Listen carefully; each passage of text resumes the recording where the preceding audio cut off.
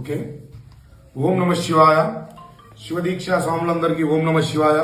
శివభక్తులందరికీ ఓం నమ శివాయ. దీక్షలో మొదటి దీక్ష శివదీక్ష.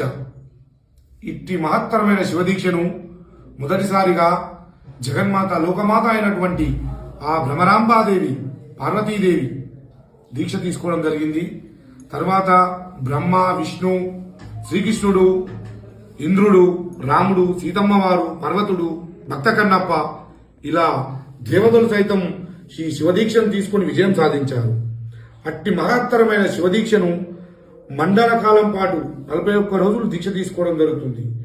ఇది ఈ మధ్య కాలంలో వచ్చిన దీక్ష కాదు స్వామి, చాలా పురాతనమైన శివదీక్ష.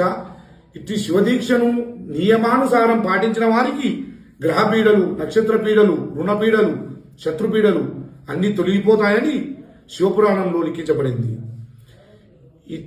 ఇట్టి మహత్తరమైన దీక్షలో మండల కాలం పాటు దీక్ష చేసి ఆ భ్రమరాంబాస మీద మల్లికార్జున స్వామికి జ్యోతిర్ముడిని సమర్పించి ఆ మండల దీక్షను సంపూర్ణం చేసుకోవాల్సిందిగా అందరినీ కోరుకుంటున్నాను స్వామి. ఓం నమ శివాయ.